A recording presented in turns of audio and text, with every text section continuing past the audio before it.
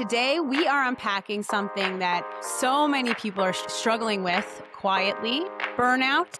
And not just being tired, but that deep, persistent exhaustion that hits your work, parenting, and your peace of mind. I feel like that there's always a constant need to, like perform and perform at a high level. To me, there's always this Right. pressure if you don't perform at a high level, what are the impacts to the people who are dependent? What additional boundaries or habits have helped you most? Well, burnout doesn't just arrive. Right. It's a gradual buildup over time.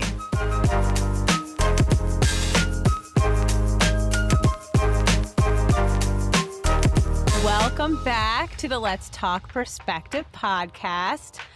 Today, we are unpacking something that so many people are struggling with quietly: burnout. And not just being tired, but that deep, persistent exhaustion that hits your work, parenting, and your peace of mind.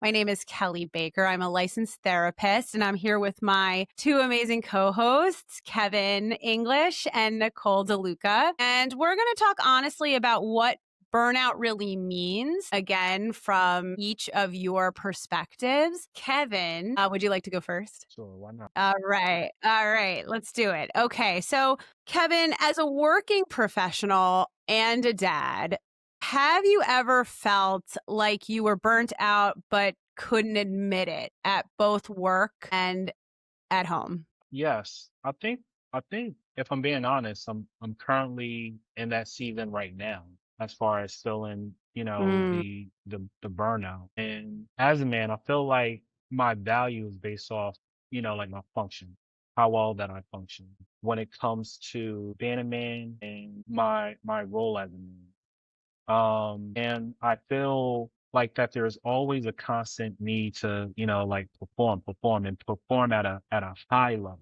To me, there's always this right. pressure if you don't perform at a high level, what are the impacts to the people who are dependent on you? So if it's a situation of work, and especially being a therapist, I'm thinking about my clients. If I'm not the best version of myself, am I letting my clients down? When it comes to my role as a husband, am I letting my wife down, not meeting her needs? Same thing as a father, a sensitive, like area for me, like am I being enough as a relates to a provider? Am I being enough as a relates to spending time? Those kind of things, just the thought alone creates a heaviness, and can sometimes feel like a burnout as far as always, trying to be on and just, trying to be proactive and making sure that there are those moments of self-care and trying to take care of yourself and really paying attention to your cup, right? Making sure you're not operating from a deficit and Right. pouring, out of an empty cup. And I think right now, currently, I saw a video of this lady. She had 6 different cups that she was pouring like water into, and she was just trying to illustrate the balance that, you're not going to be able to fill everyone cup up equally. Sometimes, like the work cup might be low, the father cup might be low. It just all depends. And I think right now, like Right. my social life, has definitely taken a, like a seat back because I just can't pour into that as much as I would like to right now. So I'm normally like that friend that reaches out a whole lot. I still reach out a lot, but not as much as Right. I used to be. I hear so much pressure in terms of, burnout, and almost because you can't even really focus, because if you're burnt out in one area, then you're worried about the pressure of where you're not doing something in another area. So Yeah. it's probably very hard to relax, because in relaxing, we're associating it with not showing up or not providing or not doing something. And I wonder, from the male perspective especially, do you think men just push through, right? Push through burnout without saying anything, vocalizing, I feel burnt out? Is there a taboo kind of around saying, I really need to take a pause, I really need to take a break? Absolutely. I think most men mindset is who's going to care? The mindset is if you, say that, stop crying, man up. Other people got it worse. So it's that kind of thing. But I'm also finding out in the season, and what I've been trying to, even push with the clients that I work with is how important it is to find support, and how important it is to find your own community, whereas though you can take off your cape and leave the cape at the door. Don't feel like that you have to always carry this weight around. Like, I got to make sure I'm doing this. I got to make sure I'm doing that, because it's only but so many hours in a day. And then Instagram, like or social media per se, just had this perception of doing this in 24 hours. I think, Nicole, you said this before the last podcast. I was just like, uh, how are you guys doing this and still maintaining a realistic life? Yeah. Yeah. It also it's tough because you want to your point earlier, you want to show up as your best as well. And if you can't vocalize, I'm burnt out, I need, because the taboo or the idea around it or the social conditioning of man up, push through, provide, at a certain point, you're probably just kind of in autopilot and not even able to really be your best version, as opposed to kind of recognizing it, pulling back and doing it. And men have to probably face that in a different sort of way, which is really interesting. So, yeah, thank you. That's a great perspective. And to Nicole, I have questions for you from the female perspective. Balancing a career and motherhood, what are the early signs of burnout you've learned to recognize in yourself at this point? So I want to start by just adding one piece of data here that I think is going to help with some context. Mm-hmm. There's 70 to 72% of mothers with children under the age of 18 in the workforce. So this is a large number. And I'm confident when I say that most of these mothers still shoulder the bulk of home and caregiving duties. I think balancing a career and motherhood is personal and complicated. There are some of us out there that might feel that we're getting our butt kicked. And there are some of us that are like, you know what, I'm kicking butt. I think for me, I definitely take my fair share of beatings because there's days that my butt is getting kicked. And then there's days where I'm like, I'm slaying today. I wish I could tap into that a little bit more, but there's no such thing as perfect balance. Some days my work takes center stage. And then there's days where my family or my kids trump everything. If I'm going to compare it to something, I feel like it's like walking a tightrope. So sometimes it feels like every step has to be measured and calculated for it to work out well. It also has to be measured and calculated so that I'm not falling into the guilt side and I'm not also falling into the burnout side. And as a mother and a professional, I wear two hats and it feels like they were made for different heads. Right. And I think that's important, kind of finding that balance and also recognizing and accepting sort of what you said, that balance or sometimes consistent balance might be an unrealistic expectation. So we do have to sort of prioritize and check in with ourselves about what hat we have to wear that day. Are we wearing that hat too much? Kind of finding that level of mindfulness to it, because you don't want to try to combine it, because then you're multitasking, and multitasking, I think, can cause a lot of burnout. So I think that's a great way to sort of look at it, as you have your two hats and how you wear it and balance it. And when do you kind of know you're starting to feel burnt out? What are some of the sort of signs? And I'm kind of curious from both of your lenses of I'm noticing like I'm really hitting my wall. It could be in motherhood, fatherhood, or in the career, element. Yeah. Nicole, would you like to go first, or would you like me? I got an answer ready. Okay, go. Okay. So with me, there are two telltale signs. The first one is procrastination. I will procrastinate a lot because I need that additional pressure in order to be able to get a deadline complete. One is procrastination. Two is like my tolerance level and how easily, like irritable like I can be. So if I'm not as patient as I know that I can be and things are just just bothering me, to me, like that's a telltale, sign that okay, there's a little burnout. You need to take a little nap to recharge or like Yeah. do something, that's going to really pour into you, focus, on yourself to kind of give you the energy that you need or kind of like regulate your nervous system and put you back at center. So this way you can continue to carry on. Right. Kevin, you bring up a good point. Allowing yourself to be in touch with how regulated you are. Yeah. I know for me personally, burnout, telltale sign is my regulation goes out the window. Yeah. And then that I know for me that brain fog hits hard. I'm forgetting my name and what I said yesterday and what time it is. It's tough. So yeah, those are your nervous system, your emotional regulation, irritability, just kind of all being there and recognizing you need to reset your nerves is I think a great telltale sign. Nicole, how about for you? What's some signs you pick up on? For me, it's probably constant exhaustion. Mm, So, and around sleep. yeah. Waking up tired, no matter how much sleep I get, or like sleep doesn't feel restorative. I'll have trouble falling asleep or I'll wake up frequently. Also, irritability. I have a tendency to snap or I feel on edge. Yeah. That emotional bandwidth is thin, Right.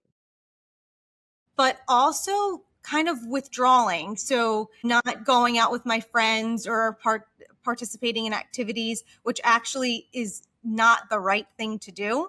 Right. But like what once made me happy or brings me joy is just feeling like overwhelming and Yeah, not it's enjoyable. more work. And when really it is a recharge technically. Yeah, that makes total sense. Absolutely. And I think just an ability to be present as a whole probably. You're just not there and your ability to think clear is just completely goes out the window. I know for me, and I speak about this honestly, I have ADHD. So, the executive functioning's already hurting. But if I start locking my keys in the car and losing my phone all the time and losing my keys some more, it is definitely a telltale sign. So I think kind of knowing yourself is important and knowing that you're hitting those places and saying, okay, these are some signs that I am not at my best self. Absolutely. And Nicole, from the female perspective, do you feel like women face this silent pressure to always hold it together, even when they're overwhelmed? Yes.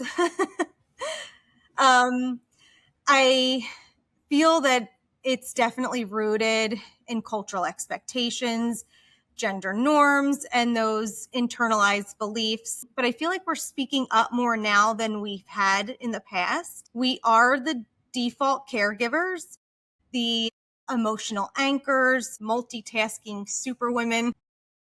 I feel like the messages that I get are you can be tired, Right. but you cannot fall apart. Mm, So the struggle is recognizing that it's there. We recognize that, but it's expected to be endured. And I feel like depending on the lens, that a society either displays working mothers as either superhuman or selfish. So again, kind of playing into the social media and parenting blogs, they like glorify the put together woman, right? yeah. So she's career driven, she's nurturing, she's organized, she's perfectly dressed, her makeup's on point, and she's emotionally composed. Kind of like what I'm trying to be right now. Right. Emotionally regulated.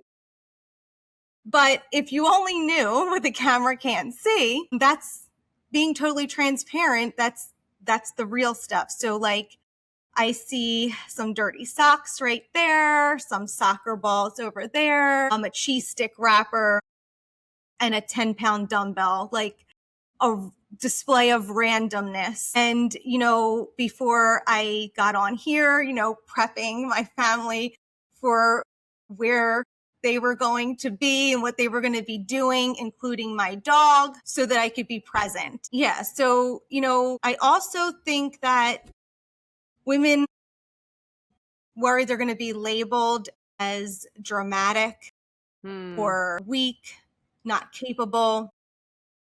Will I seem less committed to my job? Right. Will I appear less professional? Things of that nature.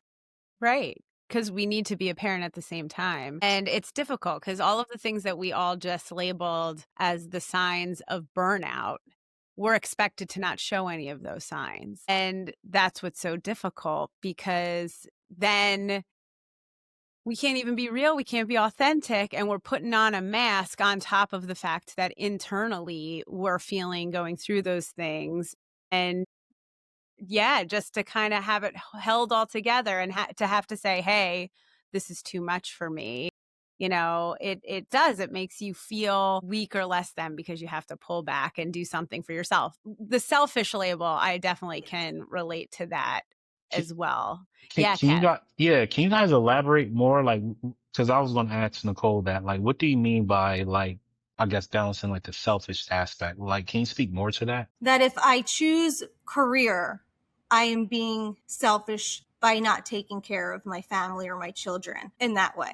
Myself first, my career needs first over my children or my family. Okay. Agreed. I think that there's a lot of pressure because, especially if you think back in time, it was more common to have, a one person household who worked constantly, and there was the mom at home doing the motherly duties. And sometimes I feel there's still that expectation, but now we both go to work and then we have to come home and cook the dinner and do all of those things and still appear very nurturing. And then if you were to take time for yourself, well, that is considered a level of selfishness because all time that you're not working, you need to fit that mother, parental, nurturing, emotionally available role and the things that come with it, making the lunches and having the schedule and going to the PTA meeting and doing the extracurriculars. And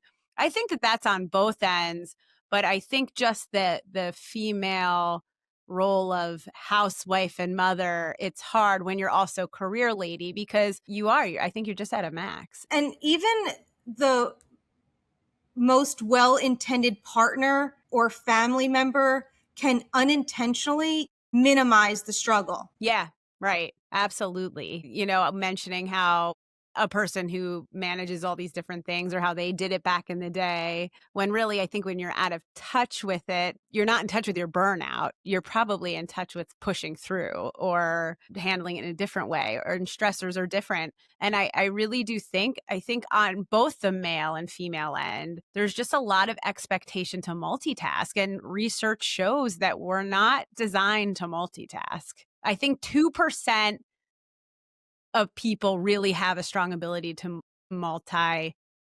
So I think we're just overwhelmed, overstimulated, and there's just not enough time in the day to sometimes manage all of these things. So I think that plays a huge role. So I agree completely. I guess this is going to be to both of you. I want to open it up to both. I want to talk about burnout specifically in the workplace. How does burnout show up differently for each of you in your professional life, and include a little bit, you can include from the male female perspective or just from you in general? Yeah, for me, I'm not sure about the from the male perspective as far as burnt out.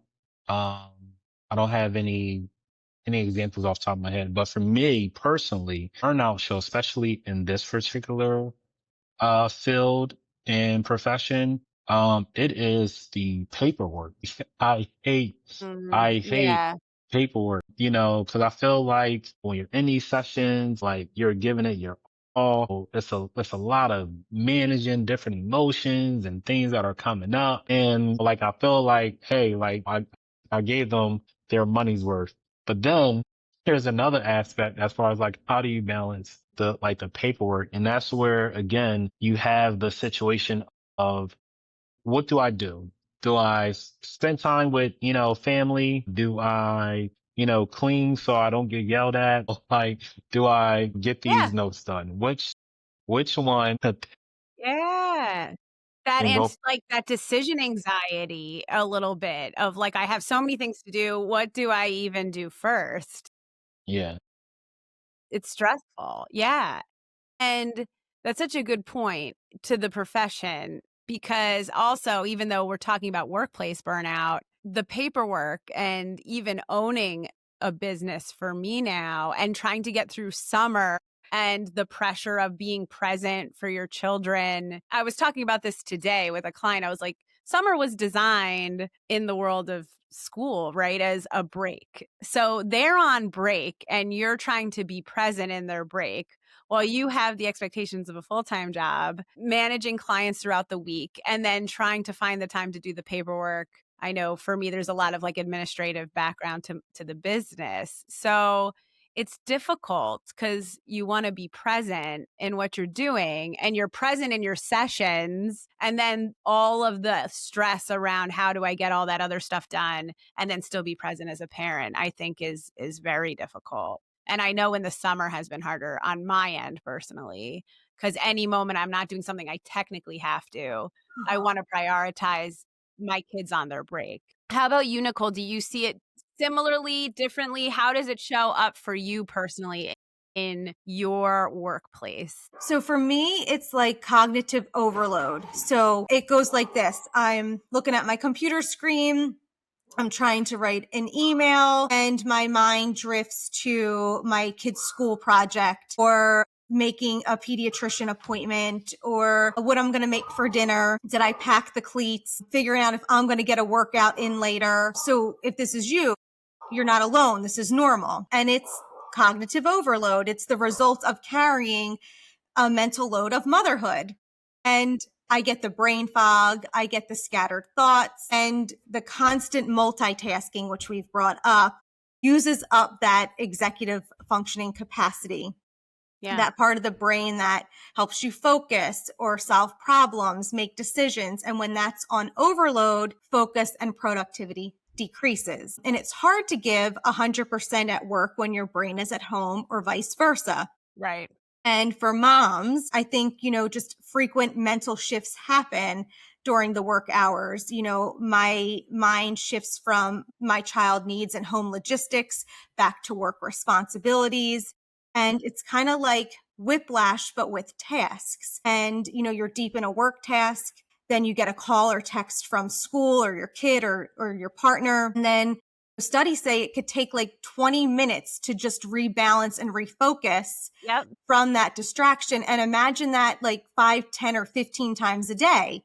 That juggling that emotional labor, Right. worrying about how your child is doing emotionally or their developmental milestones, managing meltdowns, and you may not even be physically with them when you're managing these meltdowns. And it's the guilt. When we're at work, we feel like we're failing at home. And when I'm at home, I feel like I'm missing something at work. And that guilt loop just drains our energy, and then productivity takes a hit. And then this perfect storm happens of, overcompensation and burnout. Right, right. That's such a great point, bringing up that just loop and cycle. And as I hear you speaking, what comes to mind for me is just that mindful, almost focusing ourselves and our thoughts back to the moment, acknowledging that we feel guilt, right, coming in and that we are present at work or what we're not doing at work, but bring ourselves back to, well, I'm home. I'm here with my kids. When Yeah. I'm back at work, I'll handle work. Right? Because it almost actually, just from talking to the two of you, I'm hearing that we are burnt out almost because of just too much constant overstimulation. And it's our outer world, but it's also our inner world as well, just going off and firing, and ourselves needing to return back to the here and now and really focus on it and regulate ourselves in it and kind of answer to what we need with Yeah. and challenge these judgments and thoughts that we're conditioned to a bit to keep that consistency. So that Yes. loop is a really great point. Kev, I think you had something. Yeah, I want to add to that, and I don't want to stereotype, but I think that this is where men kind of differ because we experience the burnout like differently, right? And what I mean by that is, Mm, for example, like the notes, right? Or whatever kind of work that I'm thinking like, oh, this needs to get done. If I commit to something, I'm present in that moment. So if I'm going to like be with my kids, like F that paperwork, F this, that's what it is. Like I am present as far as, with my kids or if I'm with my wife, like that's what it is. I'm in the moment. So, and I feel like that sometimes like there's a struggle that, and especially when it comes to connection and, like marriages, like that's where sure. couples can miss one another, right? If they're not being intentional and not being fully present in the moment. Yeah. The burnout for me is after the fact, like the next day, like, man, I gotta get this done, but not in that moment. Right. So you're saying from the male sense, it's just the overburdening of task after task after task. When you're in it, but you just start to feel it after a while. You're present in connection and then almost shifting to then having to do paperwork and all of these different things. It just kind of feels hard to breathe. Where Nicole's talking from the female sort of perspective of I can't even really be present in what I'm doing because of all the back guilt. Am I enough as a mother? Am I enough as a professional? If I'm being a mother, am I failing here? If I'm being a professional, am I failing as a mother?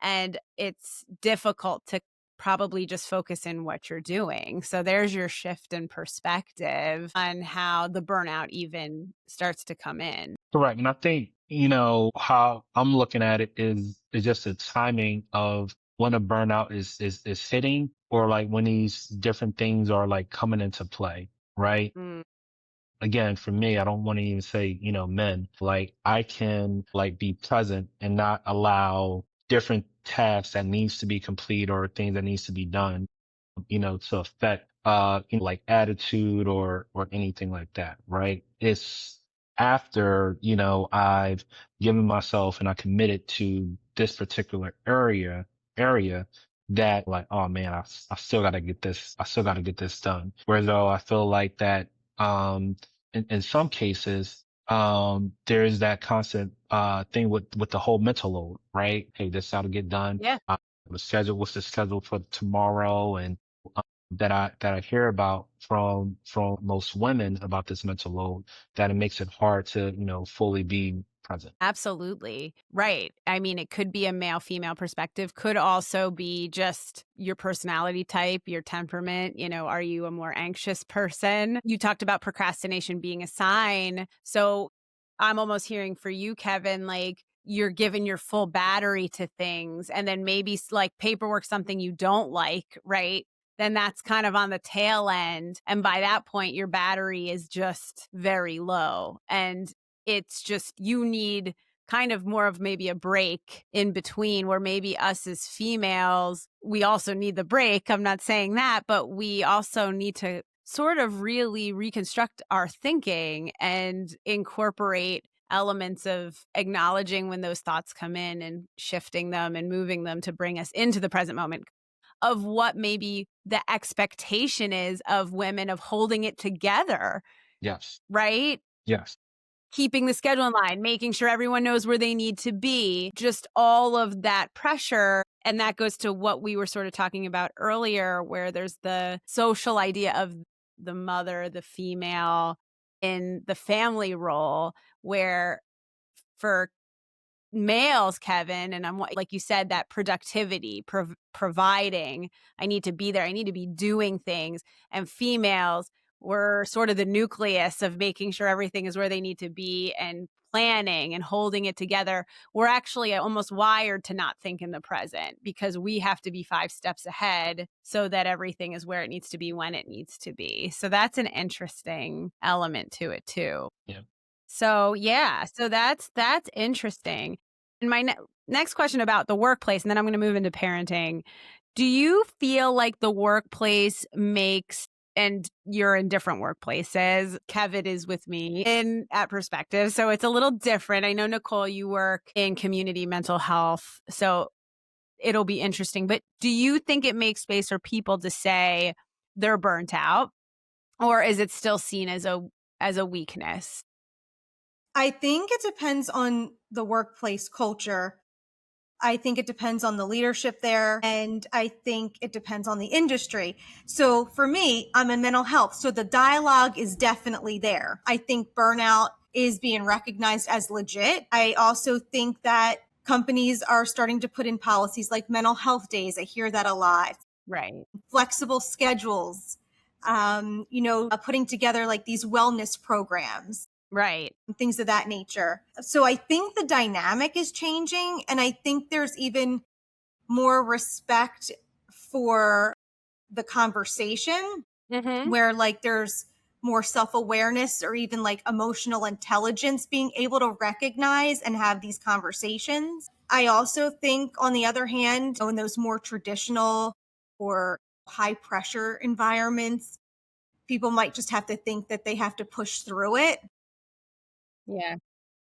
In order to be seen as competent. I think that probably companies claim to be mental health focused, but their day-to-day culture may not reflect that. Yeah. And I also think that companies are talking about burnout, but may not offer real structural changes like reevaluating workload or expectations at work. I'm gonna say, like, I know you've dealt with this. I'm just going to say it. To me, when it comes to community mental health, I'm going to talk in particular, and we're in the state of New Jersey.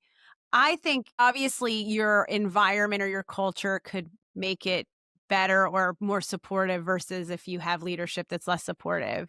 At the same time, everyone's expected to do the same, which I personally feel is impossible sometimes to really even feel like you can break, pause, breathe, because you know what you're coming back into, and the expectations on a regulation level are so high in what is expected and how it's expected that it's extra difficult.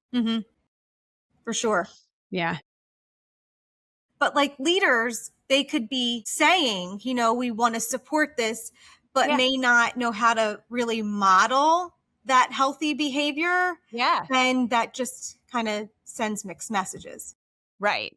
Right. Because they're burnt out because they're the ones who have to carry out these high expectations from owners and different leaders of the state and what they're requiring. So you try, but then as in you're a program director, I'm sure then you have to hold a lot of that weight for the entire team to show up as their best. So I have one question for you in particular. How do you break yourself? How do you take a break yourself? So I just make sure that my work stays at work Yeah. and doesn't kind of follow me home. Yeah. I make sure that I am saying no, even when it's uncomfortable. I'm trying to schedule time to like move my body, whether it be a walk or a workout. I ask for help. I'm getting better at delegation and not just carrying it all myself. And I'm using my paid time off. Like that is one thing that like I have consistently year after year have rolled over so many hours because I just don't take time off. Yeah. So I am being very aware and I'm making an effort to make good decisions when it comes to when it's like, I need a break and I'm going to take some time off of work. Even if it's like a long weekend, I don't need to actually go on vacation. It's just time to spend just taking care of myself or catching up on something that I need to just tend to. I think that's great and great just ways that you've managed. And I know I was a program director as well in community mental health and worked in it for a long time and still help with it at times. It's a lot. So to find ways that you still are able to take care of yourself and prevent burnout within that system is a lot of kudos to you. So, and I'm sure you get there, but you know how to recharge the way you need to show back up for your whole team. Because like you said, you're kind of the model of burnout for the rest of the staff. Yeah. And how about you, Kev, in terms of just, I know you're with me, you also work with another agency. How do you feel in terms of the space that you have to express your burnout and take care of yourself? Yeah, I want to echo what Nicole said, that everything is predicated on like the structure of the organization, right? And with me, I feel like that I have the support that I need. I have the space, that if I need to vocalize as far as like how I'm feeling, I can do that. Even, before leaving the community mental health field, or space, still felt like that I had that support, and I could communicate what it was that I was feeling, especially when I was doing Yeah. my internship and having a newborn and dealing with personal things, Yeah. and just being able to have a space to talk about that. And at my Right. last corporate job, that job was amazing. Don't miss what I did. The things Right. that it provided, it was great. The paternity leave, as far as like, support, again, to get a break, to be able to focus on, being a parent and to bond, with your newborn. So with me, Yeah. I've had good experiences. I can't really, or I don't remember having a bad experience where it's all like I didn't feel, supported, that I couldn't voice it or couldn't really take a break. Right. Yeah. I think speaking to the work culture is huge. It's interesting how things have shifted. What I've really noticed, and just in being a therapist and different people that I know and talk to that work a bunch of different professions, where it was to push yourself and climb the ladder. I feel something has shifted in terms of like people want to be successful, they want to focus on their career, and at the same time, quality of life, I think, has become something of a major benefit that a person will look for in the organization, in the culture of the company, that you can have both. And if not, show up better than pushing yourself to the ground. And obviously, different professions, different things, you have to hustle and push yourself and sometimes do a state of exhaustion. But again, in doing that, the importance of the recharge and the recognition Yeah. and mindfulness. I really think mindfulness plays a huge role in helping with burnout, and just sort of to what you guys said, just expressing it, having a supportive mentor, leader, somebody to say, I'm just burnt out, and allowing that kind of back and forth so they can hold you accountable to your burnout plan as well. Hey, take a day off. I can't, I have so much to do. Well, is it good to do all that burnt out and not at your best? Great responses. When it comes to parenting, how do you manage the emotional load? And do you ever feel guilty stepping back or taking a break? I know, Nicole, you kind of already touched on this in terms of speaking of the selfishness that kind of can be implicated around that. But parenting is tough because you don't clock out really. You never really clock out, right? So this, I kind of want to know from the female male perspective a little bit. How do you feel about that? How do you manage the emotional load and the load in general? Yeah. So the mental load is the invisible labor, the organizing, planning, remembering everything from the doctor's appointments, birthday parties, homework, sports, activities, packing lunches, the dog's medication, all the things. For me, it's emotional exhaustion from constantly anticipating others' needs. Mm, I'm finding that the challenge just isn't about how I manage my time, but managing expectations, especially yeah, my own. right. I'm getting better as I'm getting older. I'm also getting better as my children are getting older. Sure. And, parenting during different child developmental stages looks different and feels different. So parenting a 12 and 15-year-old is much different for me now than it was when I was parenting a 3-year-old and a 5-year-old. Right. So with that being said, I just feel more comfortable being vulnerable. I feel that's where the power is. And my career choice has made me more empathetic, but being a mother has made me more efficient. And both of those things have made me a good leader. So, I could admit when I'm overwhelmed. I can set boundaries better now than I used to. I am not by any means getting an A+ in that department. I have to work on boundary setting. And, I want to just model to my family and to my work family that ambition and nurturing can coexist. Yeah, that's beautiful. I'm going to talk more about boundaries. And we haven't talked too much about that yet. We will. But knowing where you are in your comfortability to set them is huge, especially if you're someone who's constantly burnt out. Boundaries for me has been a recovery process that I was awful at, and now I wouldn't even say I'm good at yet.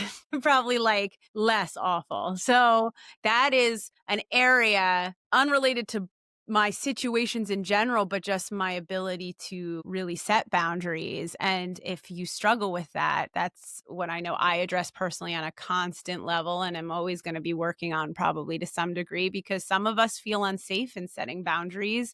And I think that's a real thing to bring up and to talk about because when we feel unsafe, then we're less likely to feel safe in meeting our needs and meeting our ability to rest without guilt or fear.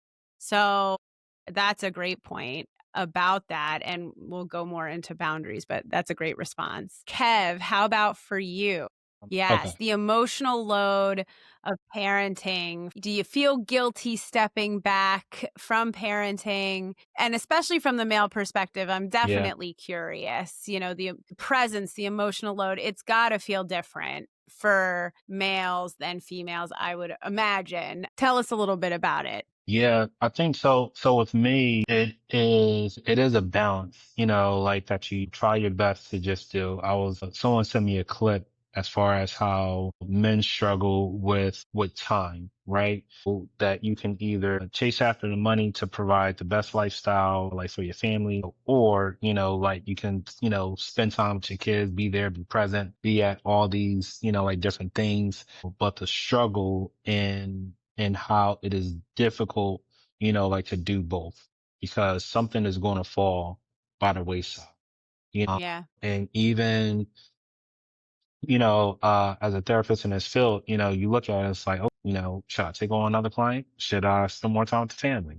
Mm, It's the balance as far as like what to do. You realize that different things might be coming up, such as, okay, back to school, extracurricular activities, and, all these different yeah. things. You still need to do a date night or any other thing that you just need to make sure that you can provide for. So again, you're Yeah. not feeling stressed as far as like you're not good enough, you're not doing enough. Like, so it's that constant Right. pressure as it relates to just trying your best to balance it. To me, I think what helps me is again, me trying to build a community for myself. And then the second thing is therapy. I'm talking about it in therapy. I had a session yesterday with my therapist of talking about like the balance as far as like that burden, like that you feel trying to manage it all. Feeling like that, like you have to, one of the things that I like that my therapist did was, like she validated my experience, but she also, validated that sometimes as men, like we just forget that. We just think that we're a product as far as again, like what it is that we can do and what it is that we can perform. Yeah. As I'm hearing you talk so much, I hear my inner voice talking. And it's opening my perspective to the male pressure and perspective because as I am in touch with the female pressures and our labels in terms of how we're supposed to show up I think in motherhood and as a wife and someone who manages the home, males, fathers, in terms of being a provider and how much that takes and how much they probably put on themselves. Mm. And I would imagine want to be present in their child's life more than just like showing up to a baseball game or something or going to soccer, really being there and being present and then feeling that extra pressure of that from almost the provider lens, where I think we are there to provide, but I don't know if we have that pressure as much to provide from the workplace as males do, as much as we are in show up as the mother in the home, if that makes sense. So like where we kind of have the pressure and where the label we're rewiring is from a different place. Yeah. So that's a great point. So you guys kind of already talked about things that have helped you, but just to sort of go into some of our last thoughts here, which is usually what we can sort of do to help. And we talked about setting boundaries and going to therapy or just doing something we enjoy. But what have you each learned about recovering from burnout? And what additional, if you haven't said them all already, boundaries or habits have helped you most? Well, burnout doesn't just arrive. Right. It's a gradual buildup over time. So what I've learned is rest. I mean, I know that it doesn't just come down to something simple like rest, but rest does help. Yeah. But for me, I think it's just getting in touch with and reclaiming parts of myself that got buried underneath the to-do lists and the pressure to keep everything running. Mm-hmm. I think what's been really helpful for me is letting things be good enough, not perfect. Yeah. Yeah. Yeah, absolutely. I think that's so true and so good what you're saying in terms of just sort of allowing yourself to, yeah, be human and to rest, right? Because sometimes, even when I hear some people talk about what they need to do to recover from burnout, it still seems like a lot of work. Sometimes I think we overcomplicate it and to do nothing and to sit in stillness and to focus on our breathing and those things also give us the ability to reset and do nothing. Sometimes I think we need to do nothing, but that's so uncomfortable and working through that discomfort. So yeah, rest may seem simple, but sometimes even though it would be great to take a yoga class and to go out with a night with friends, sometimes I do think there needs to be an ability to do nothing for a minute and just recharge and reset your nervous system. So that's a great point. What works for me is I actually go on trips by myself. I do this when I hit extreme burnout every couple years, probably. And I just go somewhere, not complicated. It could just be a little Airbnb an hour away. I know a coworker of mine, she'll just go to a hotel for a night when she gets really burnt out just to reset. And when it comes to something like depression or grief or like experiencing something difficult, sometimes it's nice to just give you a couple days to just feel it, and you can see it, heal in it a little bit, and then re-enter into, I need to show up for my sessions. I need to show up for my clients. I need to show up for my kids and my husband and my friends, and have been able to do it. So I know that's something for me when it comes to grief or dealing with something difficult amongst the expectations of life has helped me. Some people, they are recharged by being around other people. So maybe taking a trip with a friend or somebody that you really love or somebody else. That's not me. I need to get away from the stimulation, but some are extroverted friends, maybe like that sounds like a royal nightmare. And I would do better taking a trip with my best friend, maybe somewhere and rejuvenating that way. So yeah, I think that is also really great. Something I just wanted to add before I get final comments and sort of close out here is that I was listening to actually Jay Shetty's podcast the other day, and he brought up something really good. And I think what we need to do more of, and something I don't think we brought up, is also not doing self-care and in extremes. I work really hard. I hold my breath. I hold my breath. I hold my breath. And then I need to rest for an extended period of time because I'm so burnt out. I think finding little breaks within the day, and he mentioned in between transitions like work to home, maybe if you don't have that driving or commute to sort of retransition, just taking 10 minutes to focus on your breathing or look out a window, or maybe scheduling your meetings 10 minutes shorter than normal to take that 10 minutes in between to just breathe, eat, close your eyes, meditate, whatever it is. But finding those little breaths, I think, are really important. And when you have your to-do list, not making too much on it, maybe only focusing on doing 3 things of quality a day instead of 7 things just all over the place, and keeping that list, but really kind of, if it's feeling like too much in a day, shortening it and keep working on it. So those were some things that I thought could be helpful, because life is kind of like a long triathlon. And if we hold our breath the whole way, we're going to keep drowning. So I think taking those little breaths, those little moments are huge. We're putting it out there and hopefully normalizing it, and all these internal pressures we feel as male and female or generational or whatever you have to show up in a certain way. If we can start talking about it more, we could feel more comfortable and experiencing it and knowing others experience it too. And to your point, Nicole, not going in with a level of perfectionism, I think is so huge. So I agree, having these conversations and talking about it and hearing your perspectives are so helpful. And what I got from it is, burnout is something that we experience differently. That was really eye-opening, hearing Kevin's perspective on how he saw it versus Nicole, where yours went, and those different experiences. And I think these conversations just help us feel a little less alone. And I think, to our listeners, remember, rest isn't kind of a reward of our hard work, but it's a requirement to do and show up as our best. So that's all I have for today. So thank you so much, Kevin and Nicole. I think we lost Kevin, but thank you both, and we'll see you next time. Bye.